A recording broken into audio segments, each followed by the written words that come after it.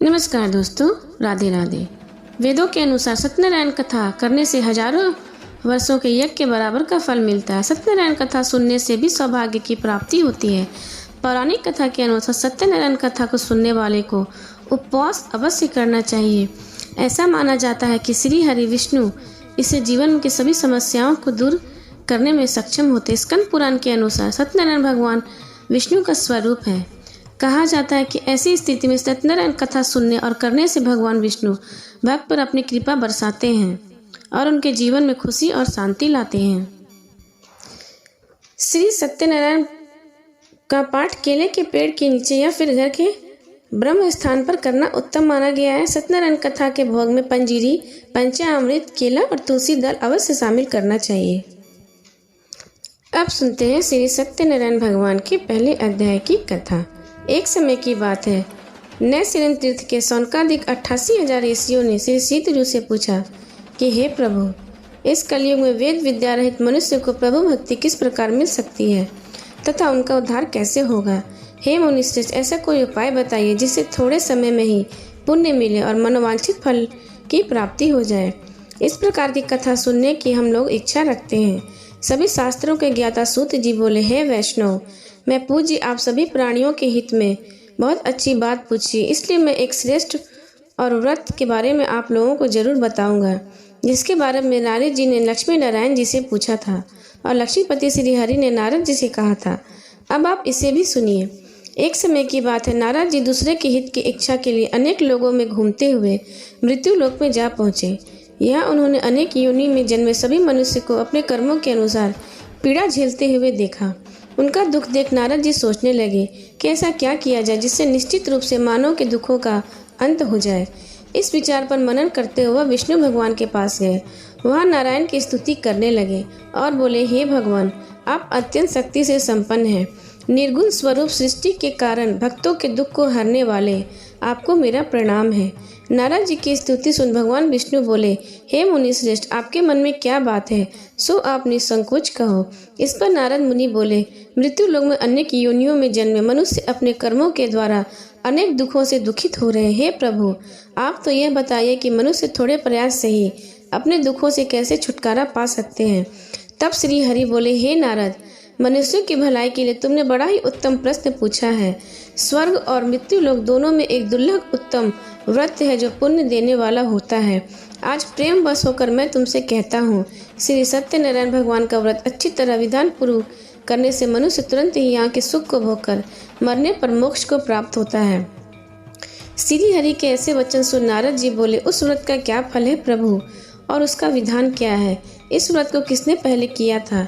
इस व्रत को करने से क्या मिलता है और इसे कैसे करना चाहिए? आप सब कुछ मुझे विस्तार से बताएं। नारद जी की बात सुनकर प्रिय श्री हरि बोले, दुख व शोक से दूर करने वाला यह सभी स्थानों पर विजय दिलाने वाला है। मानव को भक्ति व श्रद्धा के साथ शाम को श्री सत्यनारायण भगवान की पूजा धर्म परायण होकर ब्राह्मणों व बंधुओं के साथ करने से तथा यथा शक्ति अनुसार भक्ति भाव से भगवान का भोग लगाएं, आरती गाय, ब्राह्मणों सहित बंधुओं के साथ भोजन कराएं, उसके बाद स्वयं भोजन करें, कीर्तन भजन के साथ भगवान की भक्ति में लीन हो जाएं। इस तरह से सत्यनारायण भगवान का व्रत करने पर मनुष्य की सारी इच्छाएं निश्चित रूप से पूरी होती हैं। इस कलिकाल अर्थात कलयुग में मृत्यु लोक में मोक्ष का यही एक सरल उपाय बताया गया है। इतना कहकर श्री हरि वहां से अंतर ध्यान हो गए। श्री सत्यनारायण भगवान की कथा का प्रथम अध्याय संपूर्ण हुआ। अब श्री हरि दूसरे अध्याय में बताते हैं। श्री सूत जी बोले, हे द्विजो, अब मैं पुनः पूर्व काल में जिसने इस सत्यनारायण व्रत को किया उसे भली भांति विस्तार पूर्वक कहूँगा। रमणीय काशी नगर में कोई अत्यंत निर्धन ब्राह्मण रहा करता था। भूख और प्यास से व्याकुल होकर वह प्रतिदिन पृथ्वी पर भटकता था। ब्राह्मण प्रिय भगवान ने उसे दुखी ब्राह्मण को देखकर वृद्ध ब्राह्मण का रूप धारण करके उस द्विज से आदर पूर्वक पूछा, हे साधु, प्रतिदिन अत्यंत दुखी होकर तुम पृथ्वी पर क्यों भ्रमण करते हो? हे द्विज श्रेष्ठ, यह बतलाओ, मैंने तुमसे सुनना चाहता हूँ। ब्राह्मण बोला, प्रभु, मैं अत्यंत दरिद्र ब्राह्मण हूँ और भिक्षा के लिए पृथ्वी पर घूम रहा हूँ। यदि मेरी इस दरिद्रता को आप दूर करने का कोई उपाय जानते हो तो कृपया पूर्वक बतलाएं। वृद्ध ब्राह्मण बोले, हे ब्राह्मणदेव, सत्यनारायण भगवान विष्णु अभिष्ट फल देने वाले होते हैं। हे प्रिय, तुम उनका उत्तम व्रत करो, जिसके करने से मनुष्य सभी दुखों से मुक्त हो जाता है। व्रत के विधान को भी ब्राह्मण ने यत्न पूर्वक कहकर वृद्ध ब्रह्म रूपी भगवान विष्णु वहीं पर अंतर ध्यान हो गए। वृद्ध ब्राह्मण ने जैसा कहा उस व्रत को अच्छी प्रकार से वैसा ही करूंगा, यह सोचते हुए उस ब्राह्मण को रात में नींद नहीं आई। अगले दिन प्रातःकाल उठकर सत्यनारायण भगवान का व्रत करूंगा, ऐसा संकल्प करके वह ब्राह्मण भिक्षा के लिए चल पड़ा। उस दिन ब्राह्मण को भिक्षा में बहुत सा धन प्राप्त हुआ। उसी धन से उसने बंधु बांधवों के साथ भगवान श्री सत्यनारायण का व्रत किया। इस व्रत के प्रभाव से वह श्रेष्ठ ब्राह्मण सभी दुखों से मुक्त होकर समस्त संपत्तियों से संपन्न हो गया। उस दिन से लेकर प्रत्येक महीने उसने व्रत करना आरंभ कर दिया। इस प्रकार भगवान सत्यनारायण के इस व्रत को करके वह श्रेष्ठ ब्राह्मण सभी पापों से मुक्त हो गया और उन्हें दुर्लभ मोक्ष को प्राप्त हुआ। हे प्रिय, पृथ्वी पर जब भी कोई मनुष्य श्री सत्यनारायण भगवान का व्रत करता है उसी समय उसके सभी दुख नष्ट हो जाते हैं। हे ब्राह्मण, इस प्रकार भगवान नारायण महात्मा नारद जी से जो कुछ कहा मैंने वो सब आपसे लोगों से कह दिया। आगे अब क्या कहूँ? हे मुनि, इस पृथ्वी पर उस ब्राह्मण से सुने हुए इस व्रत को किसने किया, हम सब सुनना चाहते हैं। उस व्रत की हमारी श्रद्धा हो रही है। श्री सूत जी बोले, मुनियों, पृथ्वी पर जिसने यह व्रत किया उसे आप लोग भी सुने। इस एक बार द्विश्रेष्ठ अपनी धन संपत्ति के अनुसार बंधु बांधु तथा परिजनों के साथ व्रत करने के लिए उद्यत हुआ। इसी बीच एक लकड़हारा वहां आया और लकड़ी बाहर रखकर उस ब्राह्मण के घर आ गया। प्यास से व्याकुल वह उस ब्राह्मण को व्रत करता हुआ देख प्रणाम करके बोला, हे प्रभु, आप यह क्या कर रहे हैं? इसे करने से क्या प्राप्त होता है? विस्तार पूर्वक मुझसे कहिए। तब ब्राह्मण ने कहा, यह सत्यनारायण भगवान का व्रत है जो सभी मनोरथ को प्रदान करने वाला होता है। उसी के प्रभाव से मुझे यह सब धन आदि प्राप्त हुआ है। जल पीकर तथा प्रसाद ग्रहण करके वह नगर को चला गया। श्री सत्यनारायण देव के लिए मन में ऐसा सोचने लगा कि आज लकड़ी बेचने से जो धन प्राप्त होगा उसी धन से भगवान सत्यनारायण का श्रेष्ठ व्रत करूंगा।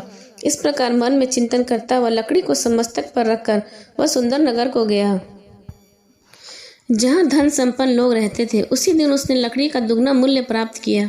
इसके बाद प्रसन्न हृदय से वह पके हुए केले, फल, शर्करा, घी, दूध और गेहूं का चूर्ण सवाया मात्रा में लेकर अपने घर आया। तत्पश्चात उसने अपने बांधवों को बुलाकर विधि विधान से भगवान श्री सत्यनारायण का व्रत किया। उस व्रत के प्रभाव से वह धन पुत्र से संपन्न हो गया और इस लोक को अनेक सुखों को भोगते हुए अंत में सत्यपुत्र अर्थात वैकुंठ लोक को चला गया।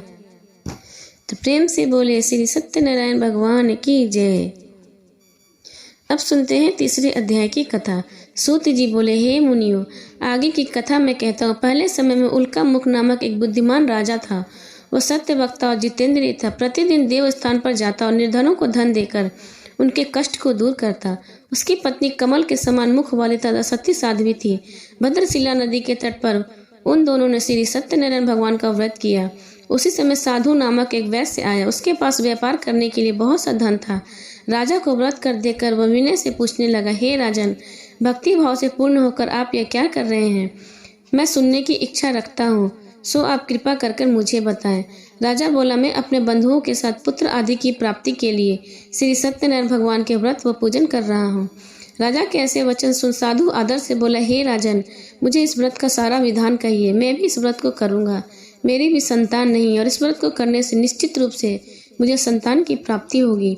राजा से व्रत का सारा विधान सुन व्यापार से निवृत्त होकर वह अपने घर को गया। साधु ने अपने पत्नी को संतान देने वाले इस व्रत का वर्णन कह सुनाया और कहा कि जब मेरी संतान होगी तब मैं इस व्रत को अवश्य करूंगा। साधु ने इस तरह वचन अपनी पत्नी लीलावती से कह दिया। एक दिन लीलावती पति के साथ आनंदित हो सांसारिक धर्म में प्रवृत्त होकर सत्यनारायण भगवान की कृपा से गर्भवती हुई। 10वें महीने में उसके गर्भ से एक सुंदर कन्या ने जन्म लिया। माता पिता भी अपनी कन्या का नाम कलावती रखा। एक दिन कलावती की माँ लीलावती ने अपने पति को याद दिलाया कि आप सत्यनारायण भगवान के जिस व्रत को करने का संकल्प किया था उसे करने का समय आ गया है। आप इस व्रत को अवश्य करिए। साधु बोला कि हे प्रिय, इस व्रत को मैं उसके विवाह पर करूंगा। इस प्रकार अपनी पत्नी को आश्वासन देकर वह नगर को चला गया। साधु ने एक बार नगर में अपनी कन्या को सखियों के साथ देखा तो उसे लगा कि उसकी कन्या अब विवाह के योग्य हो गई है और उस कन्या को योग्य वर ढूंढना शुरू कर दिया। एक दिन साधु की बात को ध्यान में रखते हुए नगर में पहुंचा। वहां देखभाल कर रहे सुयोग वर्ण पुत्र को ले आया। सुयोग लड़के को देख साधु ने बंधु बांधवों को बुलाकर अपनी पुत्री का विवाह कर दिया। लेकिन दुर्भाग्य की बात यह थी कि साधु ने अभी भी श्री सत्यनारायण भगवान का व्रत नहीं किया। इस पर श्री भगवान क्रोधित होकर श्राप दिया। अपने कार्य में कुशल साधु बनिए जमाई को लेकर समुद्र के पास स्थित होता रत्नापुर नगर में गया, जहां जाकर दामाद ससुर दोनों मिलकर चंद्रकेतु राजा के नगर में व्यापार करने लगे। एक दिन भगवान सत्यनारायण की माया से एक चोर राजा का धन चुराकर भाग रहा था। उसने राजा के सिपाहियों को अपना पीछा करते हुए देखा तो चुराया हुआ धन वहां रख दिया जहां साधु अपने जमाई के साथ ठहरा हुआ था। राजा के सिपाहियों ने साधु वैश्य के पास राजा का धन पकड़ा तो वह सोचा कि ससुर और जमाई दोनों ने ही चोरी की है और उन्हें बांध कर राजा के सामने ले गए और कहा कि इन दोनों ने ही चोरी किया, आप आगे की कार्रवाई की आज्ञा दें। राजा की आज्ञा से उन दोनों को कठिन कारावास में डाल दिया गया और उनका सारा धन भी छीन लिया गया। श्री सत्यनारायण भगवान के श्राप से साधु की पत्नी भी बहुत दुखी हुई। घर में जो धन रखा तो उसे चोर चुरा ले गए। शारीरिक तथा मानसिक पीड़ा व भूख प्यास से अति दुखी हो अन्न की चिंता में कलावती ब्राह्मण के घर गई। वहां उसने श्री सत्यनारायण भगवान का व्रत देखा तो कथा सुनी और प्रसाद ग्रहण कर वह रात को घर वापस आई। माता ने कलावती से पूछा कि हे पुत्री, अब तक तुम कहाँ थी, तेरे मन में क्या है? कलावती ने अपनी माता से कहा, हे माता, मैं एक ब्राह्मण के घर में श्री सत्यनारायण भगवान की कथा सुन रही थी। कन्या के वचन सुशीला लीलावती भगवान के पूजन के लिए तैयारी करने लगी। लीलावती ने परिवार व बंधुओं सहित श्री सत्यनारायण भगवान का पूजन किया और उसने वर मांगा कि मेरे पति तथा जमाई शीघ्र घर आ जाएं। साथ ही यह प्रार्थना की कि हम सबका अपराध क्षमा करें। श्री सत्यनारायण भगवान इस व्रत से संतुष्ट हो गए और राजा चंद्रकेतु को सपने में दर्शन देकर कहा कि हे राजन, तुम उन दोनों वैश्यों को छोड़ दो और तुमने उनका जो धन लिया उसे वापस कर दो। अगर तुम ऐसा नहीं करोगे तो मैं तुम्हारे धन को नष्ट कर दूंगा।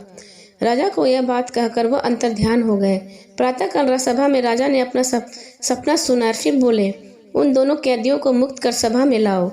दोनों ने आते राजा को प्रणाम किया। राजा बोला, महान अनुभव, भाग्यवश ऐसा कठिन दुख तुम्हें प्राप्त हुआ है, लेकिन अब तुम्हें कोई भय नहीं। ऐसा कर राजा उन दोनों को नए वस्त्र आभूषण पहनाए और जितना धन उनका लिया था उसे दुगना धन वापस करके दोनों वैश्यों को अपने घर के लिए प्रस्थान कर दिया। प्रेम से बोले श्री सत्यनारायण भगवान की जय। अब सुनते हैं चौथे अध्याय की कथा। इस तरह श्री सूत जी बोले, साधु बनिया मंगलाचरण कर और ब्राह्मणों को धन देकर अपने नगर के लिए चल पड़ा। साधु कुछ दूर जाने पर भगवान श्री सत्यनारायण की उनकी सत्यता की परीक्षा के विषय की जिज्ञासा हुई। साधु का वेश धारण करके उसके बनिए के पास पहुंच गए और पूछने लगे, तुम्हारी नाव में क्या भरा है? तब धन के मद में दोनों चूर महाजनों ने अवहेलना पूर्वक हंसते हुए कहा, हे दंडी, तू क्यों पूछ रहा है? क्या तुझे कुछ द्रव लेने की इच्छा है? हमारी नाव में तो लता और पत्ते भरे हुए हैं। ऐसी निकुष्ट वाणी सुनकर तुम्हारी बात सच हो जाए। ऐसा कहकर दंडी सन्यासी के रूप धारण किए भगवान कुछ ही दूर में जाकर समुद्र के समीप बैठ गए। दंडी के चले जाने पर नित्य क्रिया करने के पश्चात उतराई हुई अर्थात जल में के ऊपर उठी हुई नौका को देखकर साधु अत्यंत आश्चर्य में पड़ गया और नाव में लता और पत्ते आदि देखकर मूर्छित तो पृथ्वी पर गिर पड़ा। सचेत होने पर वनिक पुत्र चिंतित हो गया। उसके बाद दामाद ने इस प्रकार कहा, आप शोक क्यों करते हैं? दंडी ने श्राप दिया है। इस स्थिति में वे चाहे तो सब कुछ कर सकते हैं, इसमें संशय नहीं। अंत उन्हीं के शरण में हम चलते हैं, वही हमारी मन की इच्छा पूर्ण होगी। दामाद की बात सुनकर वह साधु बनिया उनके पास की और दंडी को देखकर उन्हें भक्ति पूर्वक उन्हें प्रणाम किया तथा आदर पूर्वक से कहने लगा, आपके सम्मुख मैंने जो कहा है असत्य भाषण के रूप में अपराध किए, आप मेरे उस अपराध को क्षमा करें। ऐसा कहकर बारंबार प्रणाम करके वह महान शोक में व्याकुल होने लगा। दंडी ने उसे रोता हुआ देखकर, हे मूर्ख, रोहो मत, मेरी बात सुनो। मेरी पूजा से उदासीन होने के कारण तथा मेरी आज्ञा से तुमने बारंबार दुख को प्राप्त किया है। भगवान की ऐसी वाणी सुनकर वह उनकी स्तुति करने लगे। साधु ने कहा, हे प्रभु, यह आश्चर्य की बात है कि आपकी माया से मोहित होने के कारण ब्रह्म आदि देवता भी आपके गुणों और स्वरूपों को यथावत रूप से नहीं जान पाते। फिर भी मैं मूर्ख आपकी माया से मोहित होने के कारण कैसे जान सकता हूँ? आप प्रसन्न हो, मैं अपनी धन संपत्ति के अनुसार आपकी पूजा करूँगा। मैं आपकी शरण में आया हूँ। मेरा जो नौका भी स्थित पूरा धन था उसकी तथा मेरी रक्षा करें। उस बनिया की भक्ति युक्त वाणी सुनकर भगवान संतुष्ट हो गए। भगवान हरि उसे अभिष्ट वर प्रदान करके वही अंतर्ध्यान हो गए। इसके बाद वह साधु अपनी नौका में चढ़ा और धन ध्यान से परिपूर्ण देखकर भगवान सत्यदेव की कृपा से हमारा मनोरथ सफल हो गया। ऐसा कहकर स्वजनों के साथ वह भगवान की विधिवत पूजा श्री सत्यनारायण की कृपा से वह आनंद से परिपूर्ण हो गया और नाव में प्रयत्न पूर्वक संभल कर अपने देश के लिए प्रस्थान किया। साधु बनिया अपने दामाद से कहा, देखो मेरी पत्नी रत्नपुरी नकली दिखाई दे रही है। इसके बाद अपने धन से रक्षक दूत को अपने आगमन का समाचार देने के लिए अपनी नगरी भेजा। उसके बाद उस दूत ने नगर में जाकर साधु की भार्या को देखा, हाथ जोड़कर प्रणाम किया तथा उसके लिए अभिष्ट बात की। सेठ जी और दामाद तथा बंधुओं के साथ बहुत सारा धन लेकर नगर को आ रहे हैं। दूत के मुख से यह बात सुनकर वह महान आनंद से विहल हो गई और साध्वी ने श्री सत्यनारायण की पूजा करके अपनी पुत्री से कहा, मैं साधु के दर्शन के लिए जा रही, तुम शीघ्र आओ। माता का ऐसा वचन सुनकर व्रत को समाप्त कर प्रसाद का परित्याग कर वह कलावती भी अपने पति के दर्शन करने चल पड़ी। इससे भगवान सत्यनारायण रुष्ट हो गए और उन्होंने उसके पति को तथा नौकों को धन के साथ हरण करके जल में डुबो दिया। इसके बाद कलावती कन्या अपने पति को न देख महान शोक से रुदन करने लगी और पृथ्वी पर गिर पड़ी। नाव का दर्शन तथा कन्या को अत्यंत दुखित देख भयभीत मन से साधु बनिया ने सोचने लगा, यह क्या आश्चर्य हो गया। नाव का संचालन करने वाले सभी चिंतित हो गए। तदुपरांत वह लीलावती भी कन्या को देखकर विहल हो गई और अत्यंत दुख से विलाप करती हुए अपने पति से इस प्रकार बोली, अभी अभी नौका के साथ वह कैसे अलक्षित हो गया। न जाने किस देवता की उपेक्षा से वह नौका हरण कर ली गई, अथवा श्री सत्यनारायण का महात्म कौन जान सकता है। ऐसा कहकर वह सज्जनों के साथ विलाप करने लगी और कलावती कन्या को गोद में रखकर रोने लगी। कलावती कन्या अपने पति के नष्ट हो जाने पर दुखी हो गई और पति की पादुका लेकर उनका अनुगमन करने लगी। उसके मन में निश्चय किया, कन्या इस प्रकार आचरण को देख भार्या सहित यह धर्मयुक्त साधु बनिया अत्यंत शोक से संतप्त हो गया और सोचने लगा, यह तो श्री सत्यनारायण के अपहरण भगवान ने ही किया, अथवा हम सभी भगवान सत्यदेव की माया से मोहित हो गए हैं। अपनी धन शक्ति के अनुसार मैं भगवान श्री सत्यनारायण की पूजा करूंगा। सभी को बुलाकर इस प्रकार कहकर उसने अपने मन की इच्छा प्रकट की और बारंबार भगवान सत्यदेव को दंडवत प्रणाम करने लगा। साधु को इस तरह से विलाप करते देख श्री हरि प्रसन्न हो गए और साधु के वेश में वहां आकर बोले, तुम्हारी कन्या प्रसाद छोड़कर पति को देखने चली आई। निश्चय इसी कारण उसका पति अदृश्य हो गया। यदि यह घर जाकर प्रसाद ग्रहण कर पुनः आए तो हे बनिए, तुम्हारी पुत्री का पति प्राप्त करेगी, इसमें कोई संशय नहीं। कन्या कलावती भी आकाश मंडल में ऐसी वाणी को सुनकर शीघ्र ही घर गई। अब प्रसाद ग्रहण कर पुनः आकर सज्जनों तथा अपने पति को देखा। तब कलावती कन्या अपने पिता से कही, अब तो घर चलें, विलंब क्यों कर रहे हैं। कन्या की बात सुनकर वनिक पुत्र संतुष्ट हो गया और विधि विधान से भगवान श्री सत्यनारायण का पूजन करके धन तथा बंधुओं के साथ अपने घर को गया। तदुपरांत पूर्णिमा तथा संक्रांति पर्व पर भगवान सत्यनारायण का पूजन करते इस लोक को सुख भोगकर अंत में वह बैकुंठ लोक को चला गया। प्रेम से बोले श्री सत्यनारायण भगवान की जय। अब सुनते हैं 5वें अध्याय की कथा। श्री सूत जी बोले, अब इसके बाद मैं दूसरी कथा कहूँगा, आप लोग सुने। अपनी प्रजा का पालन करने के तत्पर तुंगध्वज नामक एक राजा था। उसने सत्यदेव के प्रसाद का परित्याग कर दुख को प्राप्त किया। एक के बाद एक वन जाकर वह वहाँ बहुत से पशुओं को मारकर वट वृक्ष के नीचे आया।